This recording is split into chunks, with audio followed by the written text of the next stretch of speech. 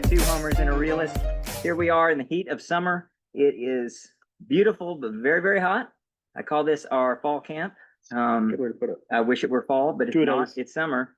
I'm Steve. I'm Connor. Jay. Lucas. We got our data expert Nolan in the background to look things up for us. But we got a lot of ground to cover today. We're going to talk about just how good OU possibly could be. I think that the hype machine is really in full blast, and I'm a part of it for sure. We'll talk about some new developments that have been going on since last time we were together and get us a little lead into where we'll be headed the rest of the summer and into fall camp, true fall camp. Let's start with, how good do you guys think the OU team can be in the two major components, offense and defense? Or in other words, what is the ceiling, and then what is the most likely with both the OU offense and defense? Let's start with offense. What do you guys think the ceiling is? And the way I framed it when I asked the audience, and I said basically, could it be elite, great, or just very good? And I think it came in pretty strongly at elite was the ceiling. Maybe I'm wrong. Tell me. Just on the defensive side. Offensive side. You're right. The defense I did first, and they were elite. Okay. The offense was very good. That's what I voted. Yeah, or great. The middle one. Yeah, I voted elite on defense because they were very good last year, and you lose Danny, Billy, Better than a it. couple other D linemen. Better But than it was statistically. Yeah. I think if everything falls together correctly, elite is definitely the ceiling. Yeah. And then on offense, I have to see it to believe it. So I went very good. I don't know that as much as the Baker Mayfield comparison is to Mateer. I don't think I know the offensive line cannot be as good as what Baker had his last season, and we don't have a CeeDee Lamb as a receiver. So I went very good because I don't think the components to have an elite offense are there. Or great. Did you go with the middle category? The middle one. Okay, great. Great. And looking back, It's the ceiling. I'm not saying it is going to be great. Yeah. I'm saying just because Let's start with the ceiling. I don't think we have the and then components we'll get to be into elite. what we think it'll be. Are we figuring elite is top 10? Yeah, that's good.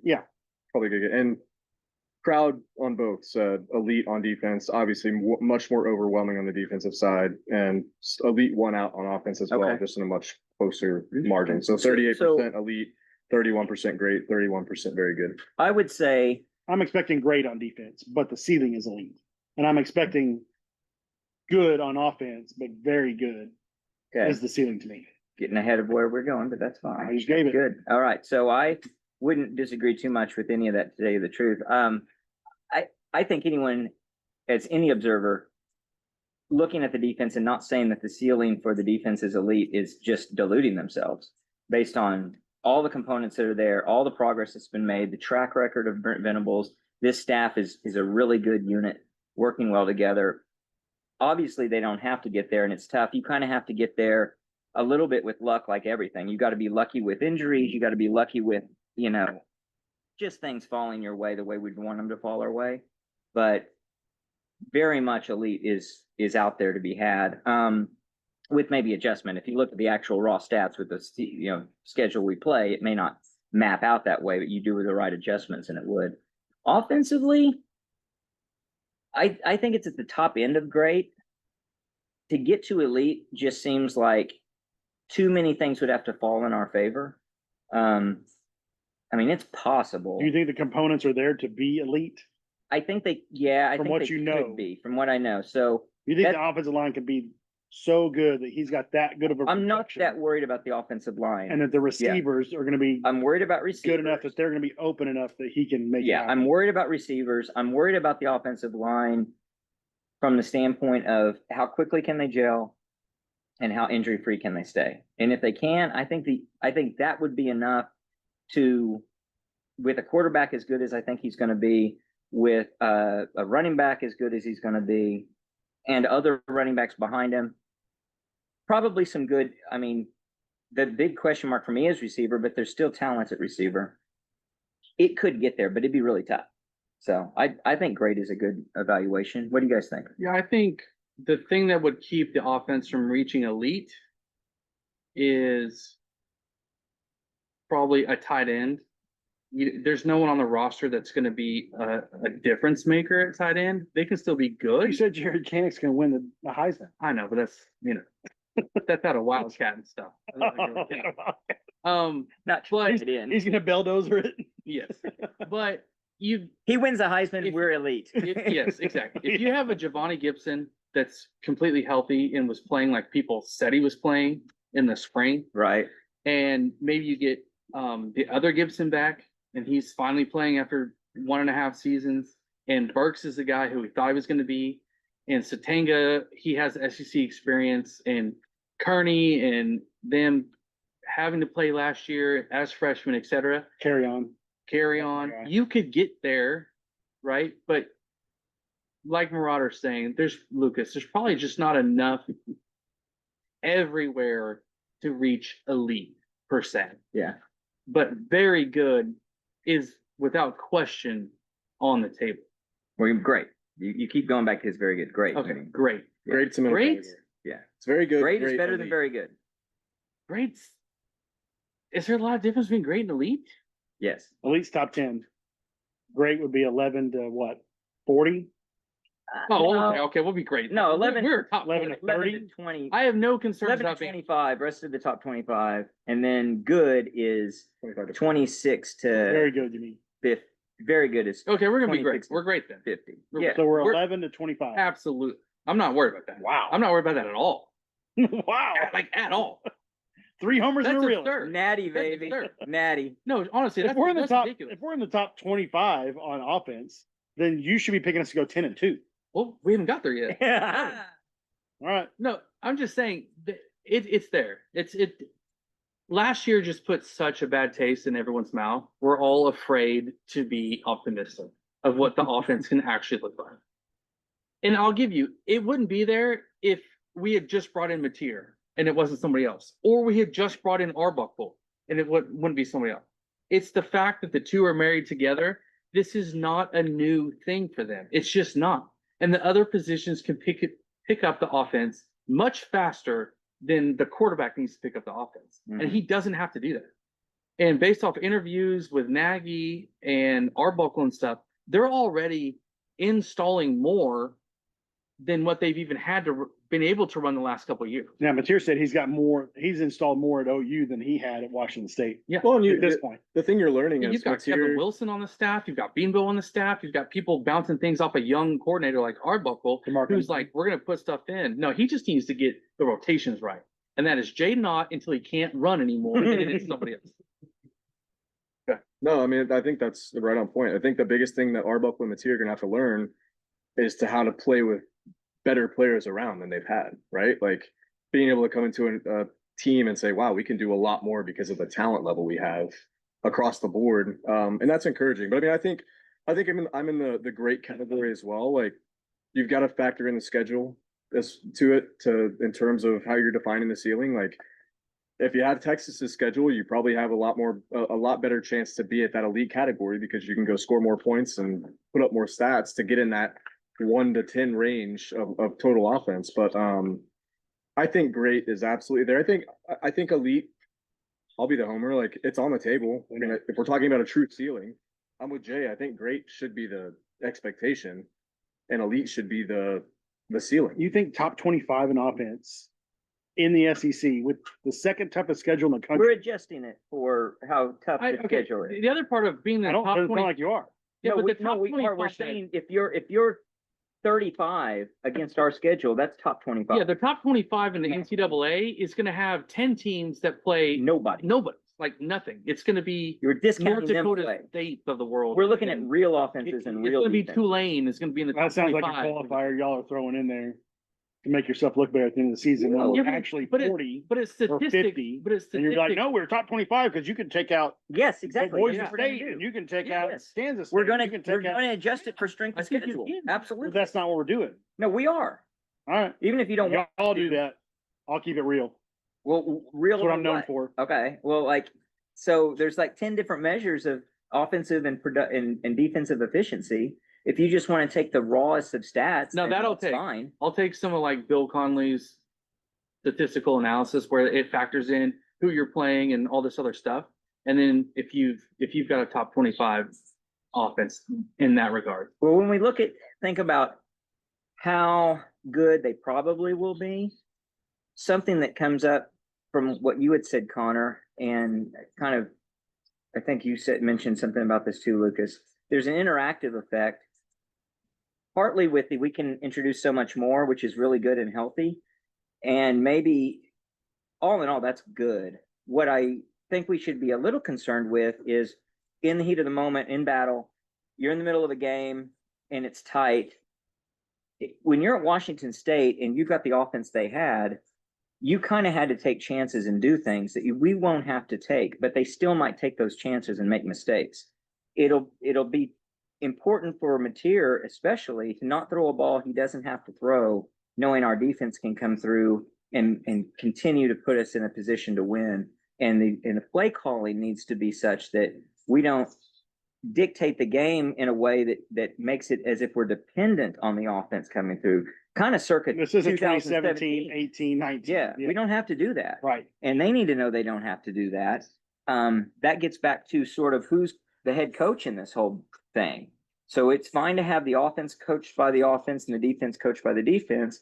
We know our head coach is the defensive coordinator. He will have to step back, or somebody will. Kevin Wilson is here, or somebody will have to say, listen, we need to rely on the defense a little bit more and not push the envelope, which causes unnecessary, it's higher risk, higher return. I fully expect Kevin Wilson to be that voice. Hopefully so. I don't think so, because I think Arbuckle is the Lincoln Riley style, where it's just go the whole time with no regard for what the consequences are, because your job is to score points. I hope not. And his offense scores points.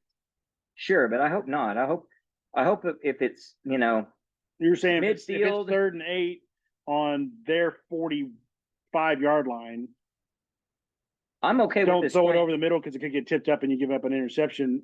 Well, don't Run the ball, get punt, 5 yards, okay. and kick a field goal. or play for a. I mean, Field for that, position. I think you should, play for field position, because in that situation, I actually think you're going for a 4th down. So you maybe don't throw it over the middle because you're trying to get 5 or 6 yards to go for it on 4th down if you don't get 7 or 8, with the first down.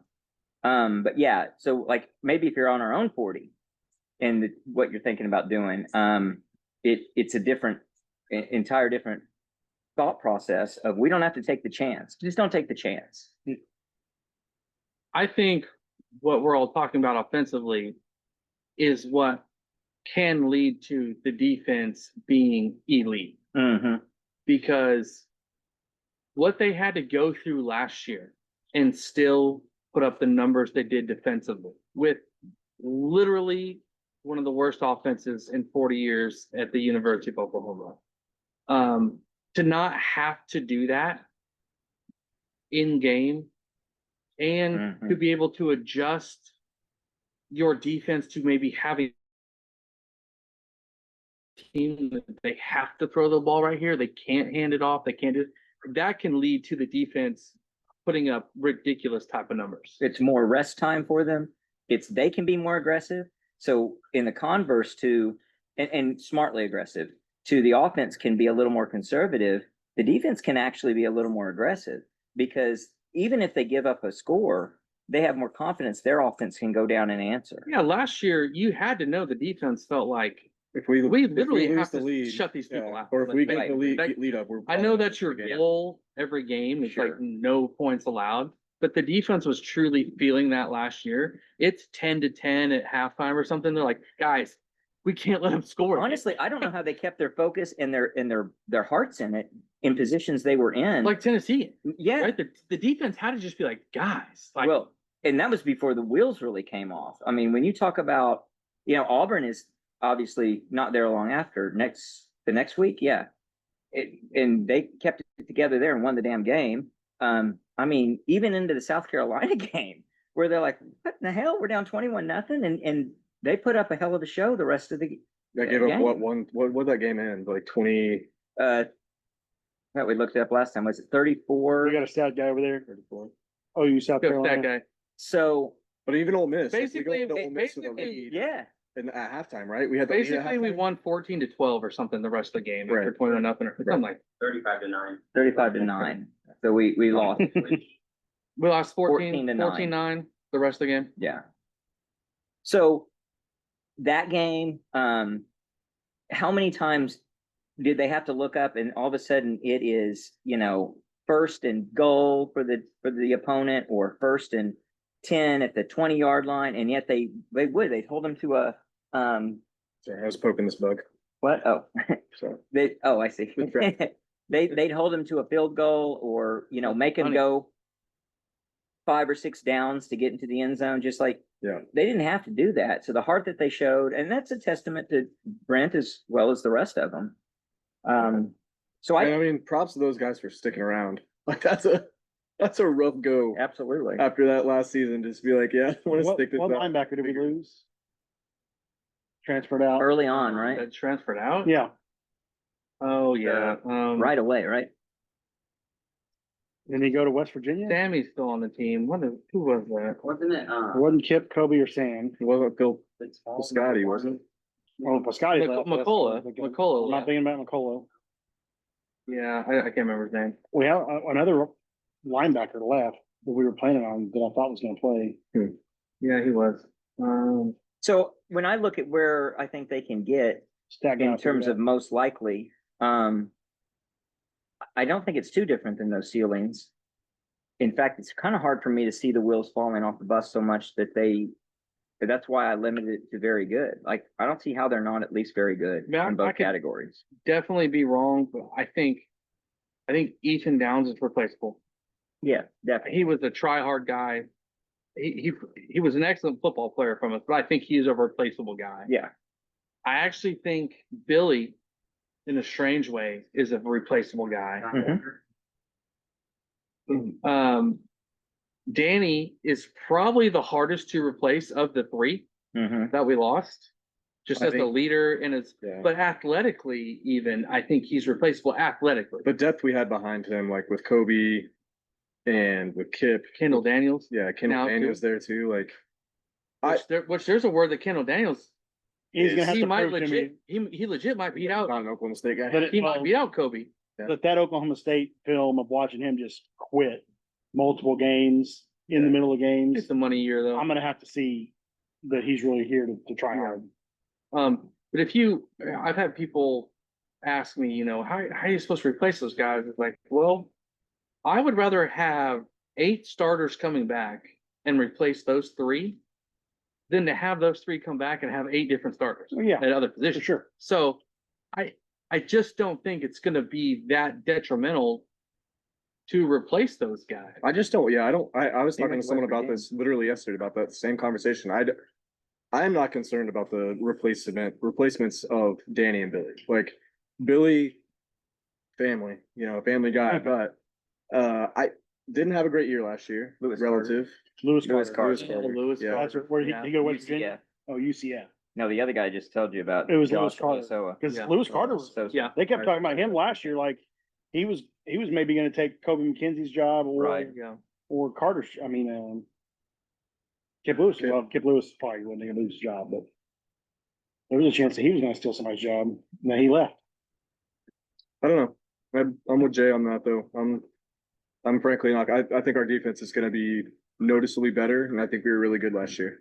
So, And offense is going to be night and day. oh, It's just going to Won't be be the remarkably same better. thing. And doesn't have to be that good for us to be a very competitive football team with the defense being as good as we expect them to be. And I know we've talked about it before, but jumping back to offense, the Baker and Lincoln comparison, it's really not the same thing. That was a new quarterback and a new offensive coordinator Right. learning each other, Right. struggling early in the season. out of the gate. That should not happen. Like, No, there should be no struggle offensively with the scheme or anything like that right out the get-go. well, and the entire season was I wouldn't call it a struggle, but it was. There were He times was ready to bench Baker. It was- in Tennessee. that I mean, the it was offensive not- coordinator when Baker was on the scout team. Yeah. In 14. Yeah. 14, yeah. So 15, Baker took the job from Trevor Knight in camp. Yep. Mhm. And so that's the first connection him and Lincoln had was 15 the Yeah. first year. So the Tennessee And we were talking game- about benching Baker. Yes. It throughout that Two season. and a half For three quarters quarters, through the three Tennessee quarters, we're game. like, We thought he was. Like, let's throw that out. We thought he was very good and had a great heart and was very motivating and an awesome person. But We had 3 points to the board. we had no idea at the end of the 2015 season what he would become. No. Not even a Right. chance of a clue. You look at, the way that season ups and downs Well, just 16, we transpired. lost to Houston and Ohio State back to back, didn't we? Yes, not back Not to back to back. back. with the- Well, 2 out of 3. yeah. Yeah, 2 out of 3, yeah. Yeah. So then we're like, at that point, we're still like, damn, is he really still the guy? Well, Trevor Knight had transferred at that point. there, and one Our thing that receivers were I, bad then. among others, accused him of was hero ball in the Ohio State game. And what I don't want to see is Mateer play hero ball. Yeah. I hope he knows he And there's doesn't a have chance of to. that. But There's always a chance. But that's the defensive stuff Steve's talking about. Yeah. more Does he know he experienced doesn't than- need to play hero ball when the You got a defense, defense. if Yeah. the defense is holding teams under 20 for the majority of the season, he should know that he doesn't have to be crazy. He could go be Stetson Bennett and win Yeah. games. I mean, you don't have to do a lot. No. But I mean, back to, like I said, like with having better players, I think back to that 2015 OU Texas game where Lincoln just had no idea how to utilize the personnel that were on the field. Like that's a game where Yeah. we weren't running the ball with Samaje and Joe Mixon, like both of them in the backfield, and they just weren't getting the ball. Yeah. So it's like, hey, you have these elite players now, or very good players relative to what you had at Washington State. or I East hope Carolina. I'm talking about now, Oh, okay. though, Arbuckle. I'm like, hopefully he sees the curve and says, all right, I'm gonna have to figure out different ways to utilize these players in ways that I haven't had to utilize them in the past. Yeah. Yeah. So- I mean, across the board, a big talent surge for him to work with that hopefully he's smart enough that he knows how to make all that work. Part of that talent conversation has to relate back to, and will more and more so, Jim Nagy, his staff, and the entire change in focus that the OU Sooners are undergoing now. I think it's a marvelous thing. I'm really think it's cutting edge of college football stuff. Let's talk about that a little bit. We got an interview from Nagy, big press conference really, and that kind of said all the right things, I think. I liked you had passed along a lot of that, Jay, and I mean that I didn't think there was a lot of hype or sensational PR going on. I think he was just telling it like it is and like they see it. It was really good. It's like, wow, I appreciated the scientific, methodical approach it sounds like they're taking with all of this. I like the idea that they're just going deep and in depth and doing their own work, doing their own research. What are you guys talking more So about? for that? anybody that doesn't know what we're talking about, he essentially said they have their own evaluation system, brought down from the NFL that they've adjusted for high school and portal players. They put together, they find on their own, not using any recruiting services or whatsoever. They find the guys that meet the criteria that they want, and then they send that group of guys to that position coach. And then from there, all the coaches sit down and decide, does this guy make our cut?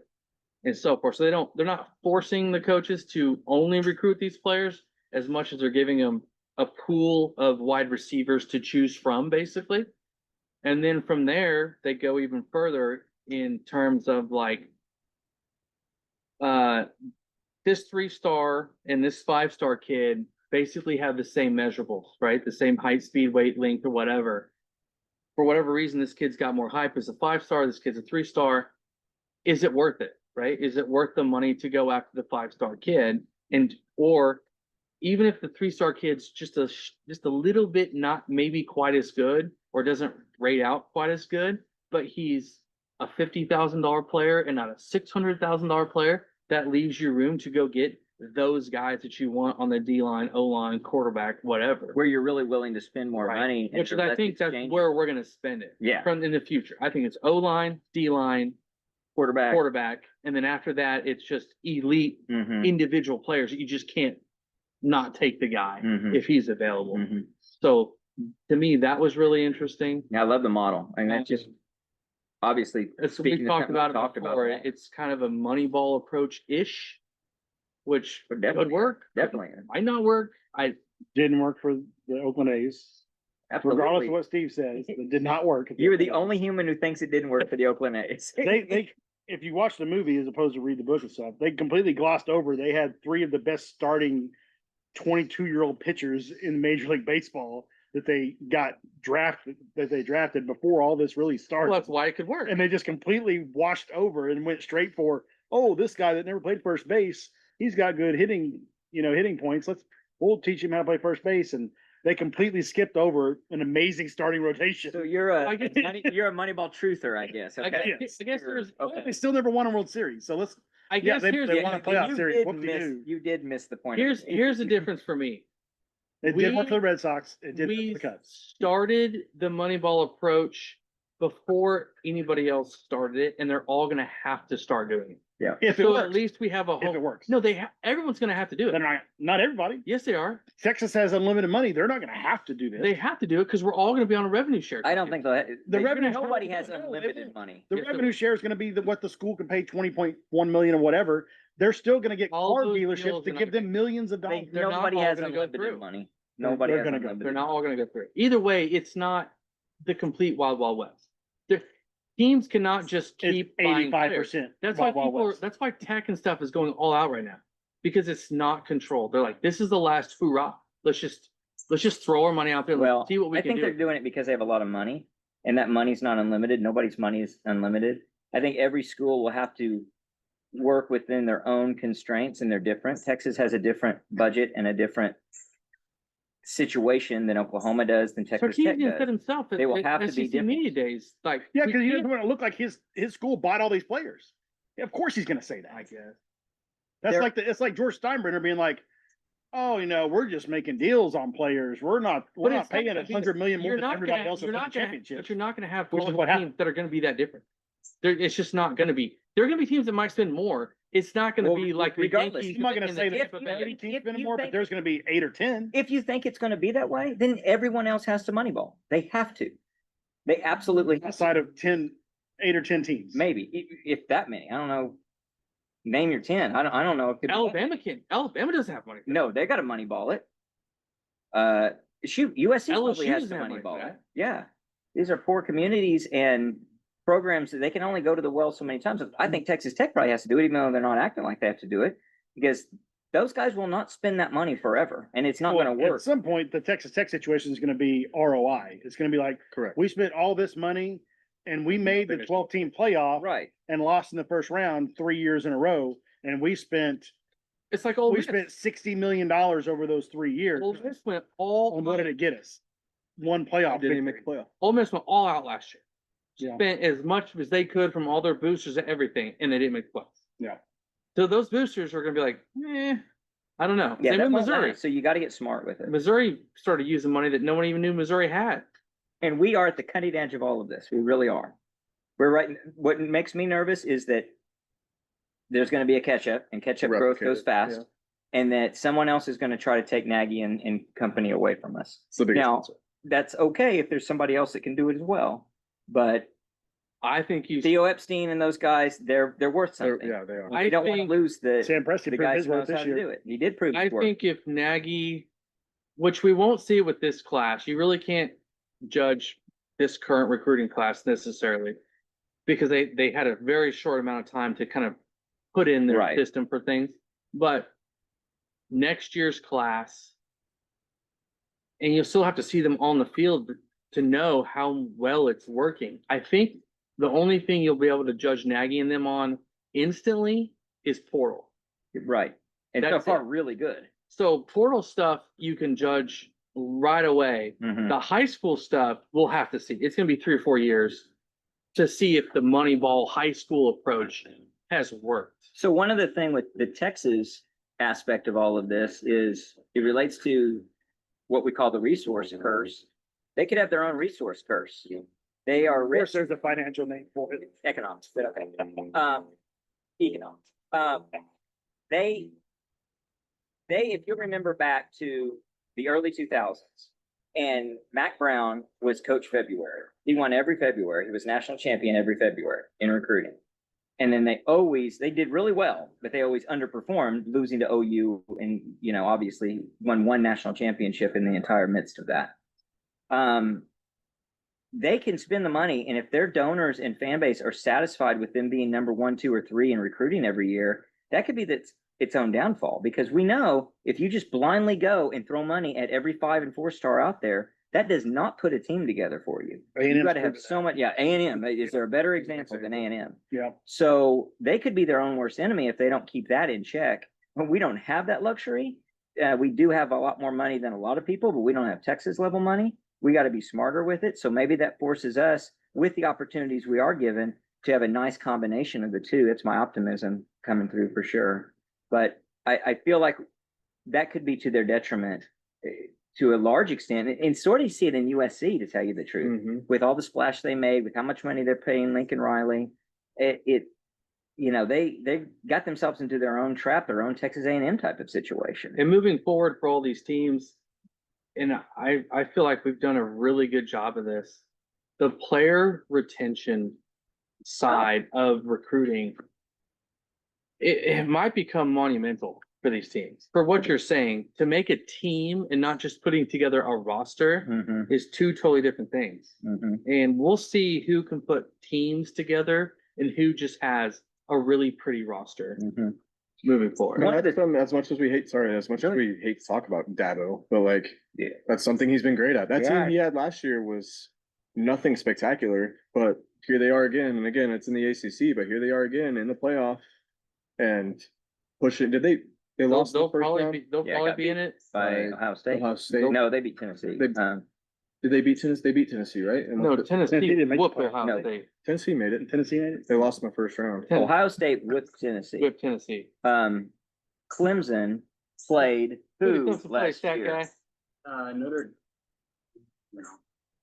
So I don't know. You're the stat guy. I figured. yeah, if you only had a phone, you're gonna do real good at those video games at OU. Quick fingers. So, what I was gonna say when you were talking about OU, keep going with that thought process. With Clemson. Yeah, just the Roster Okay, the retention. retention. yeah. So the selling point to me would be they got beat by Texas. That's right. In a game that was more decisive than the next game for Texas for sure, which they lost other than the score. If I'm recruiting a kid and I'm Oklahoma, assuming things work, assuming things are rolling, and I'm against a lot of these other people, let's say a Texas Tech who's going to throw a big number at a guy. I don't have to throw as big a number because I'm Oklahoma, not just because of the publicity and everything that comes with playing in the SEC and all that, but I can say, look, at your position, you're going to get worked a lot. If you go to Texas Tech, you're going to be worked tremendously. You may not see the sideline. If you come to Oklahoma, we got a lot of relief for you. You're going to be a star, but you're not going to be dependent upon in every down throughout the entire season. And so your legs are going to you're potentially look bad, and your legs are going to stay fresh, and your injury risk is going to be lower. So all of those things. I think that works well by position. Oh, sure. It's different Because by I different think The wide receivers always want to be wide on the field. receivers one on the field. Oh, I don't- Running if I back can- always want to be on the field. But they Yeah, should. running backs, D no, I line- think running backs D have line might figured like- out that they need to they keep need- their legs. Yeah, you Yeah. keep their They need legs. to keep They their don't hip want to be and their Oklahoma legs. State Right. run you. D linemen might like the platoon model Mm-hmm. Yeah. because they can coach out for 3 or 4 plays. Or and even an offensive line, they want to play and play and play. Yeah. But even they probably want enough of a break to not feel like, hey. But really, your O line shouldn't take it. Well, the other thing you want to be able to say is, and you may or may not be able to say this, is we're going to have a lot of big leads in games, and you're not going to have to play a lot of second halves. Now, we may or may not be able to say that. Hopefully we can, depending on our schedule and how good we are. You're not guaranteed that in the Big 12. I don't care who you are, because year in and year out, you might be at the top one year, and next year you're in the middle of the pack, and you're having to struggle to get through your schedule, meaning your players are going to have to struggle to get through it. It shouldn't be hard to recruit against Texas Tech, even if they're throwing bags at people. No, and we've lost a lot of recruiting battles to like SMU, and all I can think of that they're telling these kids, other than money, it's just an easier path. Mhm. You're right. You're going to have Sure. more exposure Sure. and playoff time because the ACC is not as hard to win and so forth. But You have a regular season, you're not going to have that much exposure because nobody's watching Yeah. Big 12 games. I would say, People watching SEC and Big 10. I would say, Even more so now. So that's not exposure to me. like my pitch to these players would easily be the practices, one, right? Who you're going against day in, day out. And two, who you're going against in game. Iron sharpens irons. That's Yeah. those are Yeah. money games. Right. I mean, the stats look good when you beat up on a bunch of chumps in the ACC, right? But NFL scouts know that. They're gonna look at okay, oh, what did you do when you played Clemson? Right. What did you do when you played Miami? What did you do when you in the playoffs? And you got one shot at They that. don't care that you beat Boston College and Right. had 12 catches Exactly. for 140 yards. They don't care about all those. They're going to look at your top competition. Yeah. And when your top competition's won maybe 2 games, the risk that you had a bad game is really high. Yeah. If you have a bad game against with a schedule like OU's going to face, that's okay because you got 5 other games to Yeah. talk about how great you were. You're manned up for 8 games a year with NFL DBs and you're making catches. That's such a greater value than torching a bunch of nobodies all year long. Now, the second order Moneyball here would be you go after a kid that you don't necessarily want, but you're trying to figure out if you want him or not. And there's 2 aspects to this. One is you see how much he's really greedy for money, if you will. I don't like using the term greedy, but how much money versus all these other intangibles are a factor. And if he's a guy that just wants a dollar figure, he may not be your guy. He's not a program guy. And the other factor is you make the other team pay a lot of money for this guy. Waste money. Yeah, waste money. Now, there's another aspect to it too. Just lost it. Thinking about if you're Barry Zito pitching. the idea that we're going to have a recruiting battle against SMU just seems to me We've kind literally of farcical because we've literally lost 4 quote recruiting battles this season with SMU. I 4. just can't think that matters in the big scheme of things, right? And okay, here's what I was going to get at. Some of these guys, I know every kid thinks that they're going to go to the NFL, but I'm still trying. I'm not sure if they always actually think that, because if you got a kid who looks at it and says, you know what, I looked at my chances and of making it into the NFL and they're actually not great relative to how, I'm good, I could get there, but it's not great, but I can make big time money in college and that's kind of guaranteed. They'll take the money in that case. And what we're looking for is guys that actually can get to the NFL. Correct. So it separates kind of the wheat from the chaff Every there position. a little bit. Where we're looking for a different caliber guy, maybe a guy who's got, some blooming to do versus a guy that peaked as a senior in high school. And maybe Nagy's good enough. He looks at it and says, you know what, this guy's good, but that's as good as he's going to get. Oh, absolutely. If you're evaluating a player who you think is peaked and you think he's reached his maximum height, weight, speed, 100% go get that money. Yeah. Go get that Go money get it, right man. now because you're not getting better. You're really not. So Nagy said he likes to work with agents, and there was sort of a read between the lines of I don't want to talk to your uncle who doesn't Yeah. know what the hell he's talking about. And in your best interest, I don't want to talk to your uncle. Right. You should. Every one of these kids should not. They should be going getting professional advice. This is big time stuff. You need to go get Life-changing professional thing. advice. Life-changing money. Don't just This is what use your you do. uncle. Don't let You need to go Lucas. get- No, Don't this is let the Lucas field your you agent. go into. Yeah, exactly. Yeah. You need to be an NIL agent. Oh, you'd be great at it. With your quick Just wit. don't. He's gonna be a finance bro. Just don't ask anybody. Don't let anybody ask you to move chairs. That's all I gotta. Yeah, that's all gotta I say. know. No heavy lifting for this guy. I think the part I liked about the whole thing, I like how all that we're talking about, Nagy's taking all of that legwork, all of that front end work off of the coaches, where they've spent thousands of hours in the past Mhm. having to sit down after practice or on a Sunday night going through all of this stuff, which I'm sure they do to an extent still. Sure. But there's Well, there's a buffer there. Hey, go focus on They the get field. an off season. Yeah, like go Like focus you on the talked field. about the change from a college to a professional type of relationship for these coaches, which, it's for some it's good, for some it's bad, but at least it gives them an off season. At least it gives them something else to do with their time versus they got to live and breathe football and really have no break. You talk about burnout and distraction. And I is- think this Brent is worked great. staff anyway. Yeah, exactly. But now he can work on things he'd like to work on versus the haves that someone else is now taking care of, which is a great luxury. So thinking about that entire staff hierarchy and everything, I think since we met last, Joe Castiglione announced I think his it's like 3 upcoming, days after. yeah, upcoming retirement. I hope he didn't listen to the pod and that pushed him off the high center. That's probably what it was. Steve's been trying to get rid of Joe C for years.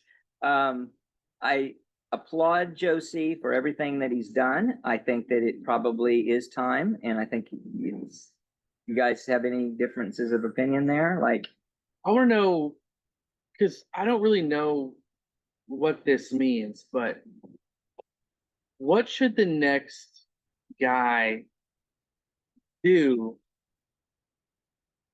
moving forward with what the landscape is? everything about it intrigues me.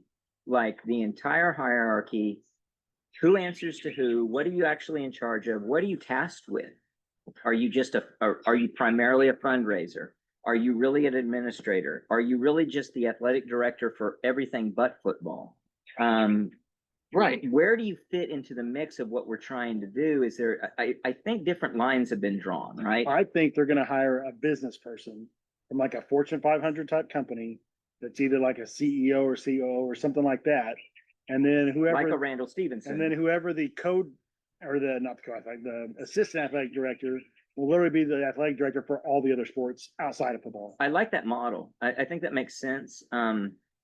Because we don't want to forget about the others, but we don't want the distraction at the same time, right? And you don't all, that gives you some plausible deniability and a little bit of a Chinese wall so that you can make your own decisions for football and you don't have to feel compelled to have we got to do this for all the other sports and be fair and equal, kind of a two parents situation. Yeah. Something like that's got to evolve. It's an evolving situation. I'd be surprised if they bring in an athletic director or assistant athletic director from another university. I think it's gonna I be agree. somebody from the business world. I hope they agree. don't come in Across thinking the board. like, past political people, current political people think they're gonna run the country like a business and run into the ground. But I hope that they bring in somebody that actually knows what they're doing, that can glad hand and fundraise and all that kind of stuff, Mhm, and let Jim Nagy Mhm. run the football department mhm. and the coach Venables run his team. Yeah, Nagy could honestly be just the AD for football. Like, Yeah. I mean, He's honestly, the if you- DM. yeah. He's the He's And the GM. yeah, I mean, and you almost put him on a peer level as the incoming AD, in my opinion. Like, I know that's a weird hierarchy, but like in terms of the main thing is the main thing, it's not a secret as to what that is. And you want, that's why you want to lock Nagy down however you can. I don't even know what Mhm. I that mean, we're a gymnastics and softball school. I don't know what you're talking about. What do you think about the Not untrue. what do you think about the committee they put together? The search committee. I like the breadth of all the different people that they brought in. I didn't. But look what do you at think it. that means means? smoke and mirrors. To I me, didn't though. look at Like, it. I mean, I don't think Big Sam Bob, it's Bradford, Jerry Cole, it's Kinsey Hansen, Sam like former Bradford, athletes. Okay. Sam Bradford. Okay. I think. but it was also administration people too. Yeah. So. There's no way they don't have an idea of who they want Yeah. or what they Are want. you think they just want those people's Input. input No, on, no, on a no. sector of it? I don't think so. I think they want their buy-in and Yeah. they want their. Here's what we're thinking. So here's the deal. Is it a way to Nolan, look up is the it a way to displace athletic director a poor committee. choice? Yes. No. I think it's a way to assuage the people who thought for a second or an entire day that Bob Stoops would be the right choice here. But I mean, what It's a way of saying, Is it oh easier- yeah, we're taking care of that. We're gonna have voices from athletics in this business but decision. let's say Randall Stevenson picked a guy Right, on his own right, and it didn't work. That's 100% on him. right. No, it's all So of you have a that. It's committee. politics. You have a committee. Exactly. It's a little safe. But Exactly. then you have the committee and then you have the region. read off Like these. the regions people. are gonna have a huge say in that as well. Okay, Steve will do it. Okay. Lucas, you're on it, Lucas. I should be. Randall Stevenson, Holly Hunt, Vice President, Executive Affairs and Chief of Staff, Amanda Piloetta, David Surratt, Bob Surratt, Stoops, yeah. Surratt, He's Student pretty well Affairs respected. Dean, Yeah. Amy Noah, Steve Ginsler, Casey Crawl, Kinsey Hansen, Sam Bradford, Sherry Cole, Dorothy Anderson. So I Bob think. Stoops, did you say Bob Stoops? Uh-huh. Okay. So I think, yes, you've got, this looks like every other search committee I've ever seen in every regard. You're getting voices in there. I don't think you're gonna get a veto out of any of those well-known sports related people. But Do you think it's a voting type thing where they're all sitting around a giant table and they say, this is the guy we're looking at, let's have a vote, and it's unanimous? I think it's more like Greenspan's Federal Reserve, where Greenspan came in and said, here's what it's gonna be. This is gonna be unanimous vote. Let's talk about it until we're there. And it may have changed things a little bit, but pretty much they go down a certain path. And if anyone has a veto there, it's Stevenson. And maybe a couple others could get together enough of a, now there could be a veto because they may raise an issue that no one else knew about. Bob Stoops may know something and he says, wait a sec, but I think more than likely it's going to be a business related person that none of them maybe even heard of. Yeah, so The what coaches. So I guess my question is to you guys, because I honestly haven't come up with an opinion myself on it. What do you want the new athletic director to do? What do you want them to What do you be? want to see them? What do you want to improve? see out of it? Like, Fundraise, number one. Yeah. Number one. absolutely. Fundraise. Coaching search, number two. But it's fundraise, like, does that count like stadium renovations Everything. and Yeah. everything? And Yeah. priorities, set the priorities right, which would be my probably biggest complaint about Castiglione. Concessions. Is Pavilion over the north end zone. concession stands and noise level in the I stadium. want pavilion over the north end zone. That's all I So care about. getting the priorities right about what we're fundraising for, what the next capital campaigns are for, where we want the money spent and how we want it spent, to know its finite resources. Quite frankly, to look at things, and I'm not criticizing this one thing in particular, just using it as a hypothetical, but when you go out and fundraise and you get Loves to build a new softball stadium, that is money that's taken from other things it could be used for. And I think Unless there were donations specifically from softball fans that said, here's $1 Sure. million. No, This has sure. to go towards the softball. no, and stadium. I understand that, but they went out and they fundraised to that. And any amount of effort, time and effort you're spending on fundraising for Project XYZ is money and time you're not spending on ABC. And I just want those priorities to be set in the correct fashion, the main thing being the main thing. I'm not criticizing saying they shouldn't have done the Loves Field or anything like that in particular necessarily, but the big arena move of basketball to North Park, all of that crap. You need to think this through. And I think they need to get off this idea that they can just have a wish list and anything they want, they can go do. So I want the athletic director to be thoughtful about where and how he's raising money. He needs to be a good administrator and keep people happy. And that goes along with priorities to know where it matters to pay a big salary and where it probably doesn't, and what it takes to satisfy fans. The idea that we need to have a coach that in sport XYZ that commands the top pay, we need to look at that seriously and say, do we really want that? Is that really worth it? You look at the Sherry Cole, which is interesting, she's on this. She should have probably been let go about a decade before she was. Yep. And we didn't do that. Mm. They were bad for a decade and no one knew it because no one cares. Mm. And yet she was making money like everyone cared. And there's a problem with that. I mean, when did she get relieved? 2020-ish? 29. How long has Bronchek been there? It's only been like 3 She's years. only been, she's right. Gene She Bronchek came in with Porter. with Porter, Uh-huh. so like 2021. So this is she's been there 4 years. So 21. I mean, they went to a Final Four 08 for sure. I mean, the Paris twins. Yeah, that was 08.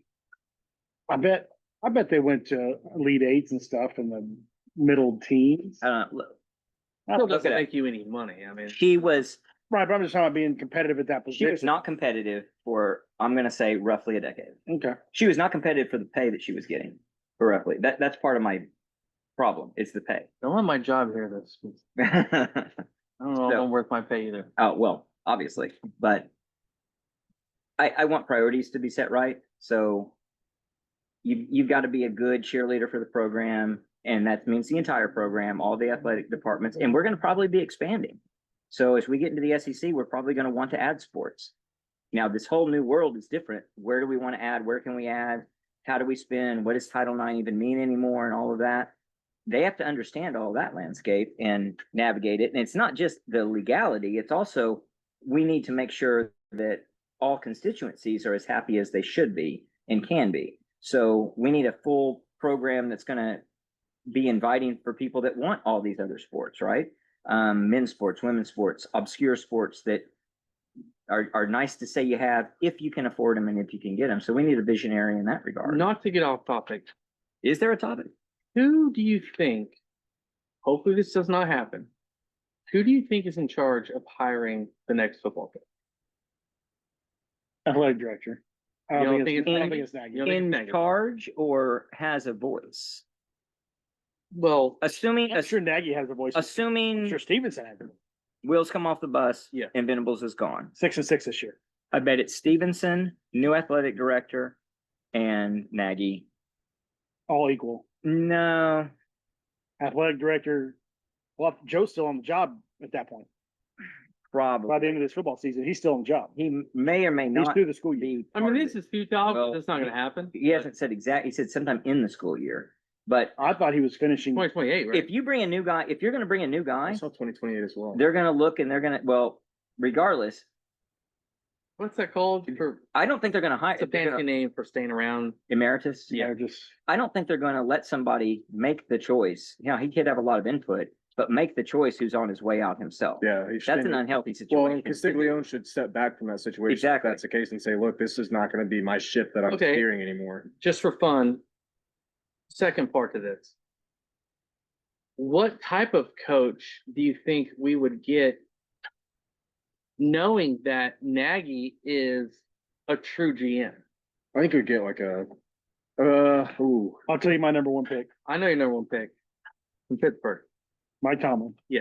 Well, that's what What might that be was kind of my great, point. that could be a Would you- great, It might be pie in the sky, but he had interest when Lincoln Right. left. No, but I mean, would His you people get? call and him he'd be, and be a good fit But with the would you GM. need This is great. someone with an NFL type experience level to let Nagy do to what let Nagy does. do what he does? Probably so. Because like a Lincoln could never do that, No. right? No. Could There's- Saban do it? There's several, probably not. But can Brent do it? Like are we okay with saying Brent can I do it? think Brent has accepted it. I hope so. Maybe because his butt's on the line. I think it's maybe Brent is- easier for Brent because Brent has never been the guy. He just Yeah. wants to He's coach. always True, been the, He just he wants just to wants to coach. coach. That's a good point. So he may be a great. Who's fit. showing up today? Great. I'm coaching him. Yeah, That's what he wants Yeah. to do. and I'm gonna coach the hell out of him. Yes. So I do think you're gonna get a different style of coach. Agreed. It also probably is, it's gonna be not, maybe a little harder to have it be a coordinator. So Bob Stoops was a Or is coordinator. it easier to have a coordinator? They don't have Maybe, all of the responsibilities instantly of a head coach. yeah. I mean, Right? for I guess- time immemorial, Yeah, coordinators have gotten head coaching jobs and done just fine. Yeah. Saban was an offensive coordinator, or Defense. coordinator. defensive coordinator before he got the Michigan State head coaching job. well, almost Kirby Smart. everybody comes up. Kirby I mean, Smart, what- yeah. But I mean, the other path. There is no other path. yeah. Outside of where we're talking But I'm NFL saying- head coach coming to college. Which you're starting. But, you can but see I'm different- saying it's either gonna be an existing head coach in college, an NFL level coach, including, doesn't have to be a head coach. So you're thinking offensive coordinator, like, Or you know, offensive Ben coordinator. Johnson was the Yeah. Detroit Lions offensive coordinator. He took the Bears job. Right, You're saying that maybe somebody like that yeah. would be like, I'm gonna go coach college.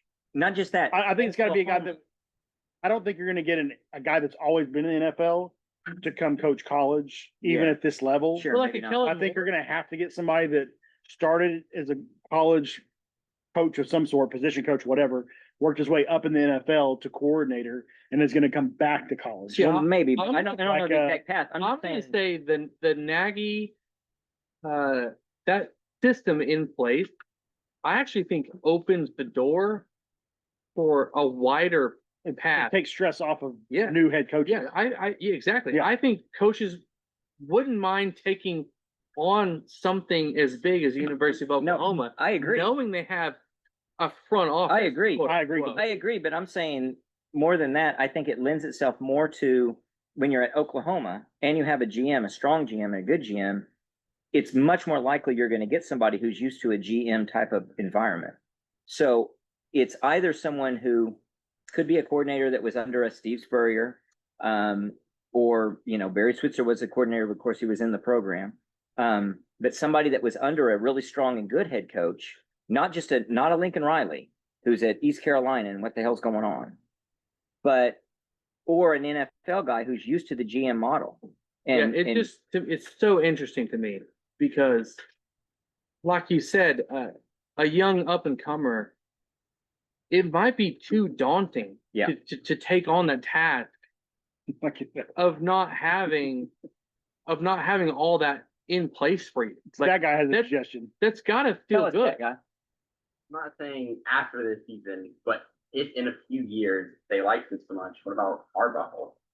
Well, yeah, Well, that's the normal for flow. sure, Yeah. for sure. Like Lincoln was For sure. under Bob, and then when Bob left under his own volition, Lincoln got the job. But we're talking about a better chance of you're widening your field of view for NFL coaches that would come in because of the operations we run with the football. You're widening that aspect Administration. of it, and you may actually be narrowing it in the case Because you're of not looking at college coordinator. old timers, or people who are used to, I want to be in the weeds, I want to be on the grind, I want to be, this is like how I operate. Like, you're gonna have some people who don't want to get out of their way of working to come work in a system or in a philosophy like Nagy has established, which great, like one door opens, another one closes type of thing, or vice versa, one closes, one opens. I like the idea of, it'd be very interesting to see if this kind of philosophy takes over a portion of big college football, and you have conversations in the offseason. Oh, who could make the jump from the NFL to college? And it's not a lateral move per se. And right? a lot of the talk of college coaches moving to NFL was the whole lack of time off. It's a constant grind on the recruiting trail. It's a constant, I'm tired of players and their money, and And they're now you're wanting this, now you're pitching off if time. if you during take that away, Mhm. how many guys would actually like Mhm. to live in the town and Mhm. be a part of development of talent, right? A lot of coaches really like Well, and it's building up young players and becoming as competitive as it is, it's not as cutthroat and competitive as the NFL. Right. Where, I mean, those fans are brutal, the media's brutal, the environment's brutal. And it's tough to win. You can win and satisfy people in college the way you can't win and satisfy in the NFL. Like if you think about like your own work life or something, if someone is offering you a job A where it's like you've got to build out your whole team and you're responsible for everything over here and you've got to deal with phone calls at 2 a.m. and people getting arrested and all this stuff. And then job B is like, no, we've got all that covered. You coach, you do what you do. This is why we want you. That is so much more attractive than it has previously been. Because honestly, it is a daunting task to take over a major university. And it's worse and worse and more difficult as time goes on and this thing explodes. If you can go to a place like Oklahoma and they've got resources and people you can depend on that are doing these other things, that's tremendous. Now, if you're in one of these other programs, that's tough. Like the next coach at Oklahoma State, that's going to be really tough. I don't see them adopting the GM model anytime soon. Maybe they find a way and they do it. There's obviously a lot of qualified people that would love to try that job. But man, that is just a tall order. And it sounds funny but you're replacing a legend under Mike Gundy. You are. So, I mean, look what they've done post Eddie Sutton in basketball. Yeah. They've done absolutely nothing. They've tried 4 different guys since Sutton was there. And just missed every time. Oklahoma State every could target turn into been passed. Tulsa in football, like legitimately. Oh, they absolutely Like could. we're talking about OU turning into Nebraska. Oklahoma State's, I mean, a razor's edge in the next 2 to 3 years, saying this is not ever going to work unless. I mean, you'd have to overhaul the entire staff in the university to make it work. Well, and if you look before Mike Gundy, they weren't too different than Tulsa. Les Miles had them playing well. Yeah, I mean, a couple of years. Like their history is not that great. Their history is the middle rung of the entire college football landscape. So that's the reason their stadium's as small as it is, their fan base is as weak as it is, and all of that. So they got to worry about that. Just like we got to worry about becoming Nebraska. They do have to worry about becoming the next Tulsa. And choices that they make are going to be critical, and much more so in this environment, because their competition in their fans' mind is how good Oklahoma is, right? And probably Texas. And so we're talking about programs that are way up on the top that they're never going to really achieve. Their actual competition for the guys doing the recruiting and doing all of the nuts and bolts are teams with a lot of money and playing the game really good. Texas Tech, SMU, Which just go down the list. Them, T-Boone just wasn't around right now. Yeah, they missed T-Boone. I mean, T-Boone would be throwing money left and right at They'd probably they'd at least be the next Texas Tech. Yeah. Well, if T-Boone was there, Gundy would still not. He would not be there. Right.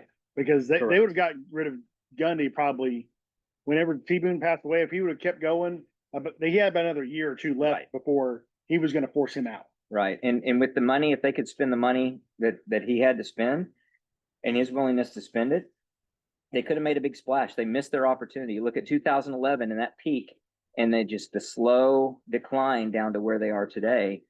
But anyway, this is not an Oklahoma State podcast. It's also not a Texas podcast, although we do need to talk about Texas a little bit because apparently we should just maybe pin them in as national champions, at least I thought the into. trophy was already there, Yeah, I think they shipped it there along with all the swimming trophies, hanging out. and they're just gonna so what's the deal? Everybody is just crowning them. Stat boy, how many draft picks does Texas have this year and the year before? Stat boy. As we're working on that, because I thought like they have all their production back, right?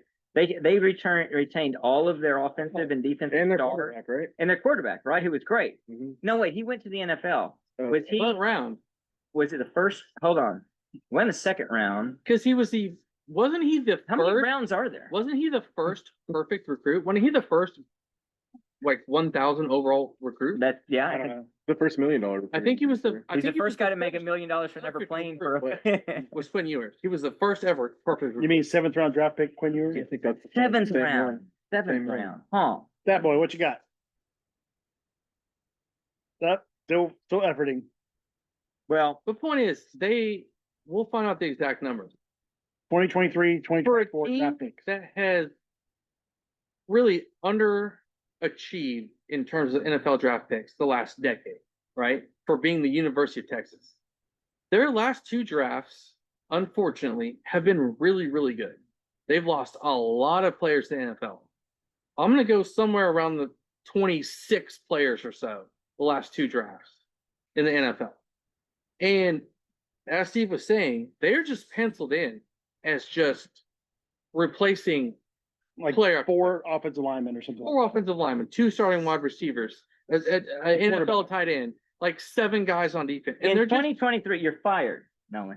In 2023, Oh, he- Texas had 5 players selected. In 2024, Texas had a then program record 11 So players 16, you said selected. 26. I have 9 and 23. We'll have to check. yeah, that. Well, they had more than 23 than that. this is ChatGPT, which is known to make things. I'm wanting to say they had like 14 and like 12 and 14. I have 9 and 11. Okay, still at 20. Fine.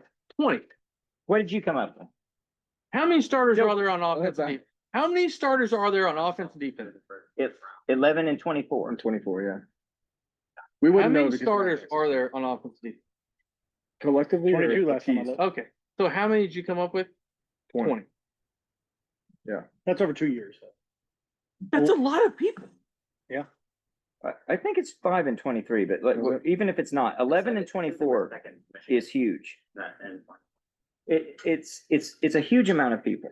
I don't care if they were kicker and punter and no, they were linemen, they were receivers.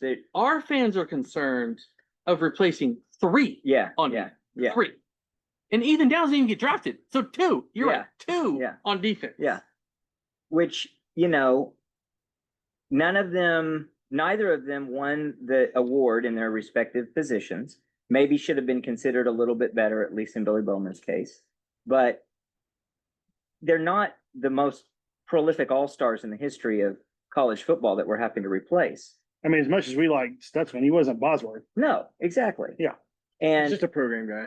yeah, he's a great program. I guy. think it's you're losing a face and a personality, Yeah. and people latched onto that, and A a leader. leader and a good one-line machine in the locker room. But I mean, I don't need that if I've got a healthy Kip Lewis and a healthy Kobe Kobe. McKenzie and a new, hopefully productive Kendall Daniels. Samuel Like, Masigo. I mean, it's Kendall Dolby. Like, that's going to be A healthy Kendall Dolby. If A Kendall healthy Dolby- Gentry Williams. plays like he did the first, what did he get hurt like game 4 or something like Yeah, but he that. played he got hurt before against before he Tennessee. did, too. Yeah, But game 4. I mean, he looked amazing those first couple games. And He Gentry, was. Gentry He did was the year before. Yeah. Gentry was like the best player on defense. Yeah, Gentry's a lockdown corner. Until his shoulder he was hurt. hurt. Yeah. But to your point, Steve, I mean, it is funny watching it all, and I know everyone has to have a headline, and the Texas logo looks good on on an interface on a computer But the screen. color's the ugliest color. It in is the palette. it is an ugly Yeah. color, but I mean, the immediate crowning it's interesting. Like, and I love it. Like, don't get me wrong. Like, I'm here for it. I'd much rather it be them than us. yes. Just wait for week 1. if they beat Ohio Ohio State. State. Oh, and It'll be, But we hope they do. it'll be Yeah. through the roof. We Sure, hope, I know you I don't. guess I we will do. I never don't root for know. Texas. It Nope. might be It just doesn't better. matter if we. It might be Anyway, better. it doesn't It matter. might be better if they lose. How about Ohio State beat And somebody? again, Ohio State's 20. losing again. Another team is Who losing lost a a lot ton of of players. people. Yeah, and both coordinators. Yeah, but they also And reload. starting They're- a new- Ohio State's on the same level as Georgia and Bama as far as reloading. Who did who They're did they top put 3 on the every staff? year in recruiting. Yes. Did they bring anybody big on their staff for Rose replacements? No, they put, I think, Brian Hartline, who is a stud wide receiver coach, like maybe the best there is because he gets dudes in recruiting. I think they moved him to offensive coordinator. Yeah, he is. So, but you're replacing Chip Kelly with a guy who's never been offensive. Where did he end up going? He went to Chip Kelly? Oakland. The The Raiders. Raiders offensive coordinator? Yeah. New defensive coordinator is Matt Patricia. From the New England Hey, From Patriots. New England or Well, Las I mean, he went to Detroit and Sorry. failed. Yeah. miserably. Las Vegas. He Detroit. Same he trash. Failed miserably Yeah. in Detroit as a head coach. Exactly. Matt Patricia, that's an interesting But that one. could be a very overly inflated victory Mm-hmm.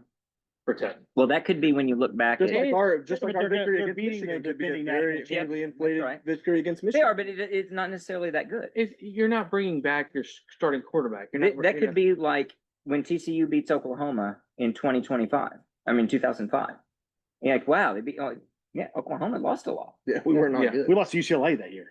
They didn't lost to anybody when we lost to TCU. Yeah. So that it could be a horrific victory. It's a game either in way. Columbus. The game's in Columbus, Yeah. right? It's just interesting that to the start of the original conversation, I maybe it's just talks about all of college football in general, but a team that lost that many draft picks doesn't have a returning starting quarterback, loses 4 offensive linemen, 2 starting wide receivers, 7 guys on defense. To just I think a lot of that just speaks to the parity of college football. it is. I think it's Like I you agree. don't have a dominant Georgia. You No, don't have there's a no dominant dominant Bama. So I think it's like, well, these 5 teams are really good. We like what Texas has brought in. We're going to put Texas number 1. Well, you also have a and it's a Manning.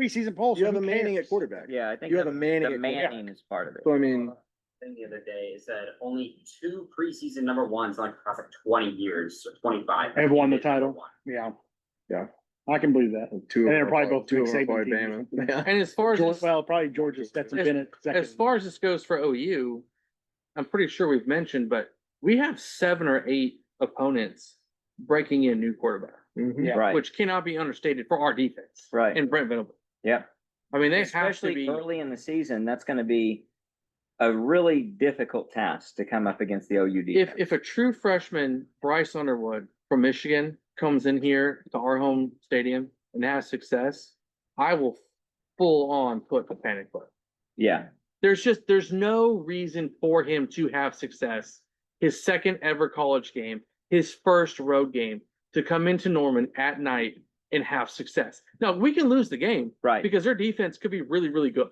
Right. I Yeah, get if that. we lose 21-17 or something. Yeah, Yeah. but We press if the panic button. no, No. but if he is having extreme success, then we might be in If they put up 40 plus, then Yeah. it's like, all right. because that's not even Michigan does. So if he looks like Michael Vick, then you're just like, Hell, we're if he screwed. puts up 31. Yeah. Mhm. I mean, This game is against humans. Yeah. So Yeah. but the You're not- football game is against Oklahoma. Yeah. Just like our first football games against them. Yeah. Yeah. Yeah, for sure. So, we don't let you. I mean, Britt's been great about disguising defensive coverage and stuff like that. He It- should he confuse should the mess with us. hell He should out of mess that with kid. him. Yes. That And was that's- a big. it'll Hopefully be they a can't big- just line. I don't see why they'd be able to do this, but just line up and run the football game. I just don't Yeah. go for it. Like, Mhm. please, Yeah. Mhm. that- that please do defensive 3 line one plays in a row Mhm. all Mhm. night long. I Mhm. mean, that'd be I great. want to win that game really badly. I just don't want it to be this. Super Bowl. Well, or- I that, but I also don't want it to be this misconception like we had in 2021 with Nebraska, where it's like, man, we just beat the crap out of Michigan, or we just beat Michigan. Like, this is a launch point, and then Auburn comes into town, and Auburn's Jackson the scariest game. Jackson by Arnold far. blows the doors off of us, and it's like, okay, this is not what we thought it was, Auburn's- which I don't think is the case. Like, I Auburn think might have, Auburn's sneaky Auburn might have, talent. who does Auburn play before they're OU? really good. They might They're have some sneaky pretty talent. good numbers too, which would be good to set them off rolling high. all the right alarms for us to know, we gotta look I out think there. their first game is at Baylor. And then Mm. Ball State Ball State, and South Alabama. South. So, but at Baylor, But Baylor's- it's a They very, do they have a it's bye good- before we difficult. play them? Because we played in the fourth game. Okay, fourth game. So that, We play Kent State after them. yeah. Yeah. Yeah, well. And we don't bye have week that- then Kent State. We don't have that weird season or week 9 nobody team. We're getting Kent State. After all. We're getting a week After all, 5 yeah. nobody team. Yeah. Yeah. So, actually, week 6, Six, yeah. We have a buy in. Oh yeah, September 20. So- Yeah, that, hopefully Auburn's actually done well enough that there's no chance of us overlooking it. Yeah. Like, I know we're gonna have a We're lot, not going to overlook because of Jackson Arnold. no, we'll have a Our lot of guys going to motivation, be dying to hit that. but dude. I hope I hope they don't just think they should. They put the work in to get to where they need to be, that they really can tee off and make him look as Our average as defensive he guys can. are going to be dying They will be. to smoke. They will. Yeah, But they gotta be smart about it. I mean, you can get yourself into trouble. A guy that you're dying to hit, you make a wrong move and he burns you. Yeah. So we don't want that. But I don't know. I'm not that afraid of Auburn. I'm not that afraid of that game. I'm currently not either. Auburn scares me.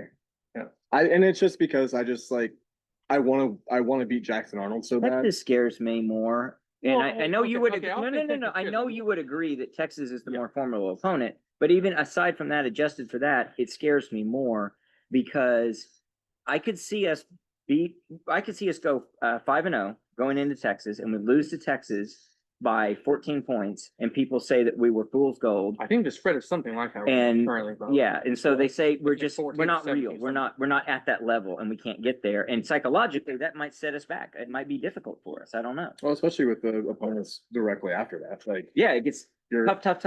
Ole Miss, South Carolina, like after, like it's like last year, like the wheels fell off after Texas, and they were Right. already falling off, but they really fell off. It Like, really fell off. you Yeah. go into that South Carolina game, give up 21 points out of the gate, and then Ole Miss, you try to make something happen, it doesn't work. Like, So it hasn't happened very many times when you have a first-time starter for the Red River rivalry. We're Right. gonna have 2. How about that? Who has the advantage? We did. Arch does. No, Because he was there last year no. and the year before. He's been on the sideline Material during that game. he's better. He has the advantage because he's been at that game. He's seen the atmosphere twice. Mateer's biggest game would be I watching. don't know. That could work against Apple you. Pie. That could work against you. He knows the pressure. Mateer is like, this is a football game. but it doesn't. It like that. Baker All of that lost- stuff just Baker all of it lost his goes out. first one. All of it goes out the window, though. Kyler losses. It all goes out Taylor the lost window. his too. Like it just. Yeah, I think it goes out the window. It's just like I think once it's down to the player. once that kickoff happens and that both sides are rocking at the same time, it's like, all right, this is anybody's game. I mean, that's why Texas scares me, like on an actual fear level, is because I feel like we should be competitive with that team talent wise. Like I think we should be around that. If not, I mean, statistically and player wise that we're bringing back better in some cases. I'm scared and gonna be pissed off if that game turns on its head and we lay an egg and we do. Okay, so let me give you a hypothetical. I'm assuming, I can't remember, the other 4 games Texas has between Ohio State and Oklahoma are basically nobody's, right? Or do they play one? Look that up, Nolan. Do they play anybody of any caliber? I don't think so. They might have Mississippi State before us Oh, or so something no. like that. They have Florida away. Oh, right. Florida. Oh, That's Florida actually way a before pretty us? good game. Yeah. That Is it tough. the week before? The week before. Well, that Oh. helps. Yeah. They could get beat up a little bit That by does Florida. help. Well, Like, here's- not loot loss wise. I don't know. But But they- they're on the high now. they They might might They win. that could, game. but I just Yeah. mean like Go to the swamp. physicality wise, if we're playing Yeah. Auburn before Texas, or Kent playing State. Kent State, Kent State. Yeah. and Oh, Texas is absolutely. playing Florida. Yeah, big difference. So what I was gonna say is, and let's throw Florida into the mix there too. So the others are just automatic wins for Texas. Ohio That's Ohio State, State. Ohio State and Florida, that game comes down to a field goal in both cases. And in both cases, Texas makes the field goal and wins, or Ohio State misses, whatever. So in other words, just by, like, they're neck and neck and they win or they lose. Which would you rather it be coming into the OU game, that they've lost 2 games just barely, or they've won 2 games just barely and they're undefeated. Won 2 games. Lost 2 games. Won 2 games. I always root for Texas to lose. No, from the standpoint of. there's no OU. standpoint. No, there is. It's, I want Just- Texas to lose That's every time. not how hypothetical questions work. So Yeah. I don't just from the like, standpoint of. I don't like your OU's chances- scenario. I want them to lose. I don't like your scenario because they're battle tested. Winning battle tested? Yes. So you'd rather them lose? So the hype would be good. I'd rather them win or lose comfortably. No, I'm not saying that. I'm saying, so I'm throwing out whether they're good or they're bad. Like Win they're as both. good as they are. Win both. If they win both and they're Close. undefeated. They that- think they can do whatever So- they need to. So go win the basically, if game. OU. I don't care about beats the them- mindset. That game's a 50-50 toss up. OU regardless of the wins- mindset. So from the standpoint of the value of the win, if OU wins and they're undefeated, that propels OU to the top 2 in the country. Assuming OU hasn't lost. Yeah, but I don't care about being number 2 mid-season. Well, but you should care about how important that game is. The game's important. to- Now, if they both, 0-4. if they lose both games, it's not as meaningful of a win. I want them to win only because if we lose and they've already lost twice, it's even that much worse for us.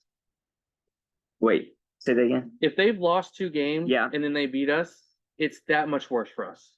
It's that much worse for Nationally. us. The way it looks, So Public you want opinion. them to the way have it's won. perceived. So you want them to have won. Yes. That's what he Okay. said, yeah. I thought before. What I'm you saying, said if they lose 2 and then beat us, Gotcha. that's Oh, even. you Public changed your perception looks bad. Public changed your mind. perception. So you changed your mind. No, he said he wants Texas to win both. Oh, I I thought, thought you said. I thought you said lose both, yeah. I want them to win or lose either way Oh, yeah, decisively. you thought, try to throw something different in there. Yes, that way, it's, Adjusting the hypothetical.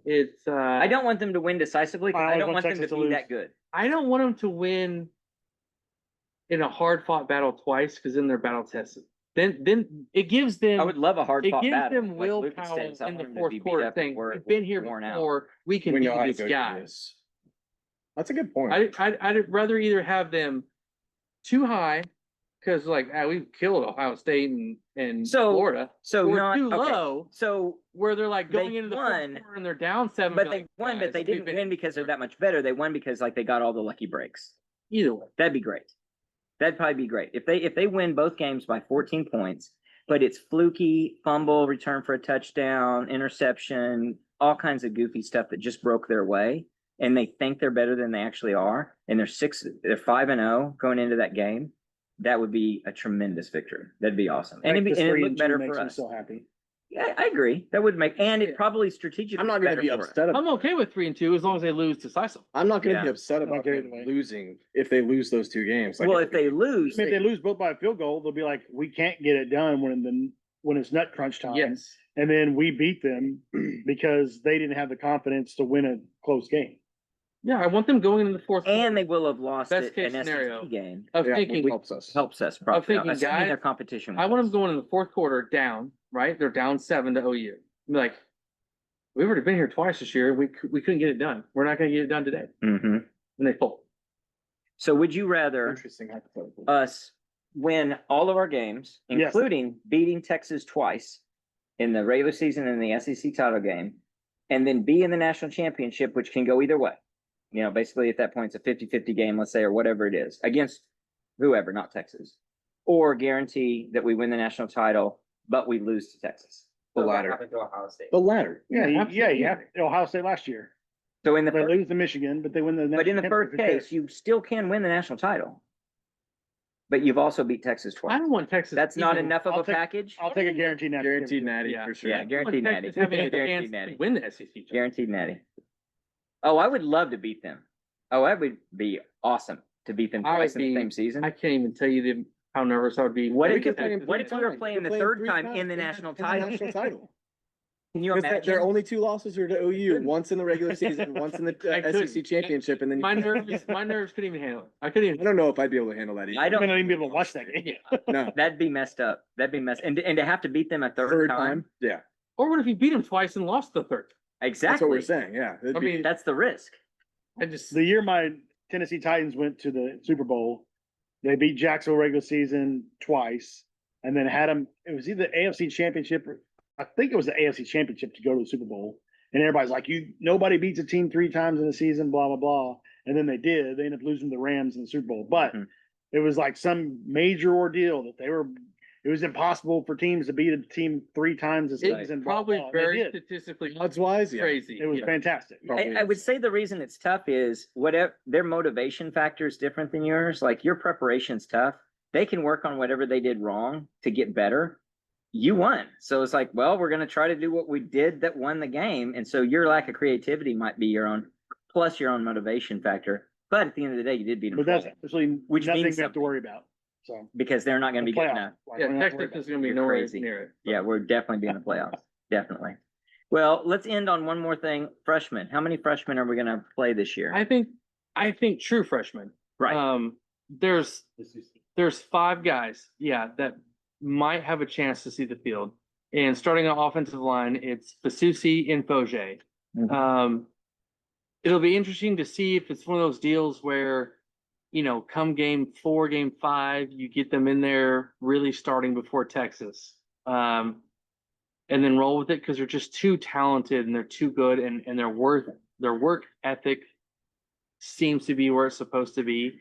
And, just they look different, quote, than other guys that we have on the field. Another one is the state player of the year in Oklahoma, Elijah Thomas, wide receiver.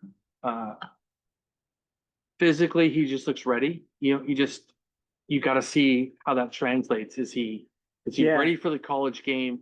And at receiver, there's still a bunch of question marks on who's I healthy, would say who's this is not, a likely. who's not. I for sure he's gonna see the field. what position they playing the Carl Albert kid at? I I can't think of his name off the top of my head. think he is They play him a. at DB. I'm not sure. I don't think he's gonna see the field though. You don't think so? No. Okay. Who else? Giovanni Gibson's gonna play. Yeah, a but he's not a freshman, right? freshman. No, Oh, he was there He last was year? transfer. No, he's a transfer. Oh, I didn't know that. Um, Sorry, fans. there's- I think it was the number one player out of Arkansas, Marion Robinson, was a kid that also showed up physically, just looks ready to play. The only problem with that is, as of right now, we're pretty deep at safety. We're too deep across the board, pretty good, but he's definitely someone you're going to see on special teams and doing so. And then, of course, whoever gets injured or hurt or has to move around or whatever. And then with Do you have Eli, a D lineman that's a freshman that will Yeah, get rotation? Trent Wilson might be in that third group that comes in behind like Stone, Jackson, Williams. and I want to say Dalton. Halton. Halton. Yeah, I think he'll be that 5th, 6th guy that comes in. There's at corner, Eli Bowen's been a little banged up, but I think he's okay. We don't know if Gentry Is gonna be ever full gonna speed, play again? And then I know Kendall Daniels and Reggie Powers they're different players, but they're good enough to be at that cheetah. And so Is that not Kendall Dolby's job at this point? yes, but if Gentry or something can't go, Dolby was like an All-American in JUCO at corner. So you might have Eli Bowen and I bet- Dolby at corner. I bet he's too big to play corner at this point. I mean, I would be shocked because he was too big to play corner before he got hurt last year, and with the rehabbing the injury and another season of weightlifting and stuff. I would be shocked if Dolby can play corner. Well, either way, the young kid that's getting the most hype is Cortland Guillory, and he's like 6 foot, 180 pounds. A lot of coaches have brought him up this season. So DB is one of those positions, just like wide receiver. The young guys can come in and play. It's not a super. I don't want to say it's not a technical position. It's just If you're good, you're good. there's spots you can come in Yeah. and start right away and start places you can't. Like wide receiver. Yeah. It's one of the Wide receiver, running back, DB. You're just an athlete. Yeah. And you do what you do, and it's very specific what your role is. Right. Right. There's not a lot of reading and learning and this and that. Small technique. Yeah. So Strength. those are a couple guys, true freshmen that could see the field, but Not if- true freshman. Where's Andy Bass gonna play?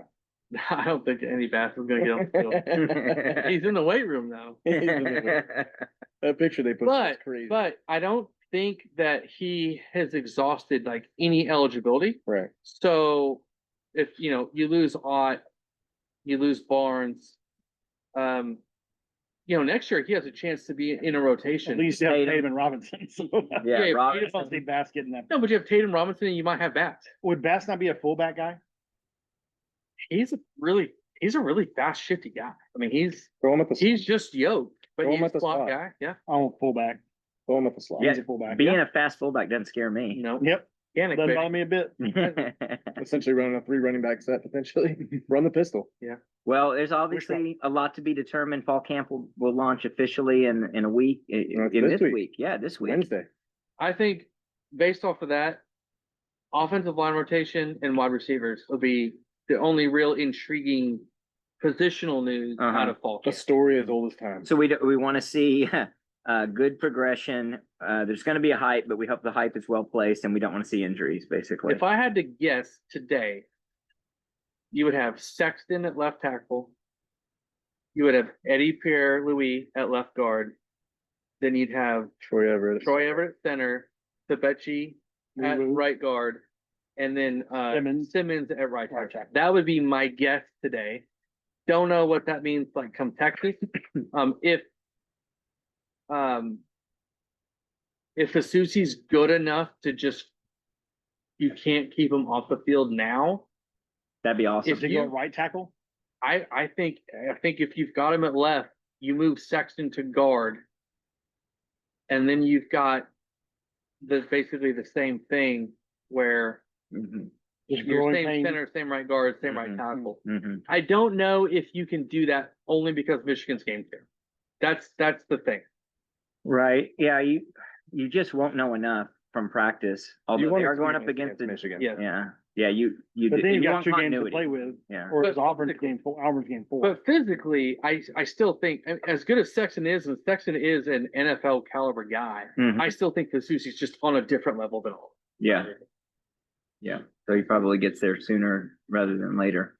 But maybe, they got a lot of And in time a to work him crazy, in between that and crazy, Texas. crazy world, they have worked Noewu at center. If Foje is good enough to play guard, Well, didn't we bring in a center from Stanford or something? yeah, we did Michaela. Yeah. Uh-huh. Why would He he can be? play left or right. Why guard, would too. he take Everett's spot if he's not good enough? He might take over slot. That's definitely a position battle that is completely up for grabs. I think he started 26 games at Stanford. I mean, this is a guy that probably didn't come in to not win a spot. Yeah, I expecting to mean, be on the. he's going to second give it his line. all to win that spot. Mhm. The only weird part of that is Everett sounds like a leader of the team. Mhm. Yeah. So that's kind of That's good. You though. can be on the second team, be a leader on the team. You can, but not if you're a leader on the field and you're the guy who knows what needs Yeah. to happen, and you can get those guys on the right page. That's essential on offensive line, which we did not have last year. either way. The worries of the offensive line are warranted Mhm. because last year was so bad. But we're talking about potentially having young guys thrown into the fire last year that played 7, 8 SEC games that are now backup, Mhm. which is such a far cry from what we had to go through last Yeah, year. last year was a depth problem. So if Howland can't get a start and who was the left guard? Anyway, There's 9 of them. So. there's 3 or 4 guys last year that were starters in the SEC, and it didn't go great, but it wasn't horrendous. And it got better. It got Yeah, better. It got better. If those guys are now your backup, Right. and you've got people beating them out, that's, I What mean, you want. it has Yeah, to be It's very positive. positive. Yeah. Against a very good defense. For sure. A good defensive line. Oh, in particular. Yeah, he just Oh. did You it. got Ozeta and All right. Logan Howland. Well, we're going to be back in a couple of weeks. We'll be right into the heart of prediction season. We'll be talking about what we think is going to happen for the entire college football landscape, and especially OU making all our predictions. Until then, Boomer. Sooner.